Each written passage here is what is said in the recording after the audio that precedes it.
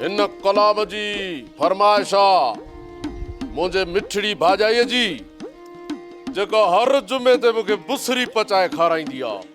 आशिक पांजे महबूब खे ॾिसी छा थो चए उस्ताद बाजियारा?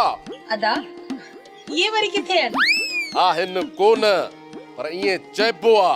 बुध भाजाई फनकार छा थो चए? हो कॾहिं मुंहिंजे अंगण ते ईंदे खोले ॿुधाया त सही जेके वाइदा कया हई वेही से यार निभाया त सही। अदी मुमल असां बि अची वयोसी। भली आयो मां सदको वञाव मुंहिंजूं राणियूं। ही बि त तव्हांजो पंहिंजो घर आहे न। भाजाई लगे तो या बुसरी तुझे भेनरुनि जो नसीब आ। मां हाणे हलां थो। इए कीअं वेंदे मुंहिंजा भाउ? सवेरा खे सुरीलो कलाम ॿुधाइणो पवंदी तॾहिं इजाज़त मिलंदी। अदा हू कलाम न आहे जंहिंमें ख़ादिम पुराणा चवंदा आहिनि। ठीक आ पो बुध असीं तुझा खादम पुराणा मिठड़ा न कर मुसलमाना इच्छा जो हिजाब ऐं मुंह ते नकाब। अदा हाणे छॾे न इश्क वारे कलामनि खे। चाचो ॿाहिरि निकिरी वियो आहे वञ वठी अचेसि। ठीक आ भाजाई। यो अदी सवेरा जी अदा। हीरो खे मोकिलिया जा। अदी मुमल समझाई से पंहिंजे ॾेर खे रिश्ता चिड़ाए।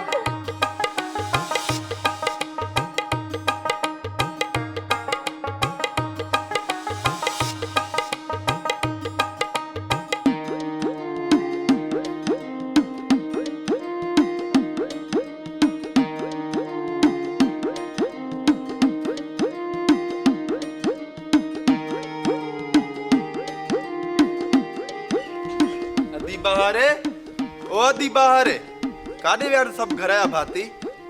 कमरे में तो वञी ॾिसां।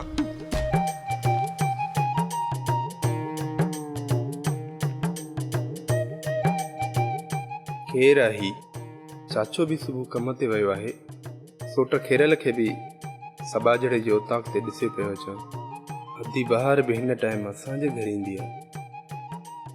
ही सवेरा आहे। मूंखे ॾिसी शक हयो थी। सोट्रे मां यहाँ रोशन राही उते त तुंहिंजो हीरो पंहिंजी हीरोइन सां मिले। बाक़ी जेसि ताणी इहो चाचो जीअरो हूंदो मिलण कोन ॾींदो। छल कवा दे ता कन के भर किरे।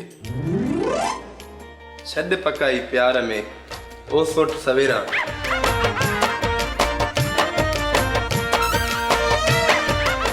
छा पे जी रोशन? अड़े चाचा तू आई छा? मां समझो सोट खेरल आहे मुंहिंजा मिठड़ा चाचा। हाण वरी मिठड़ो चाचो सवेरे छा पियो चई? कवा दे तां छल कणगी भर किरे। त चाचा मां तोखे बदुआ छो ॾींदुसि? मां अॼु तुंहिंजो पक्को बंदोबस्त थो कयां। मस्त सां तुंहिंजो मथो थो फाड़ियां। इहो त उस्ताद जी कहाणी में झोल तो विझी हीरो जो मथो तो फाड़ी। उस्ताद त स्टेट ड्रामो लिखियो आहे वॾेरे जो मथो फाटी पियो। अॼु मां तुंहिंजी इहा ज़बान पाल खां छिके कढंदुसि जंहिंसां तो मूंखे पिटियो आहे।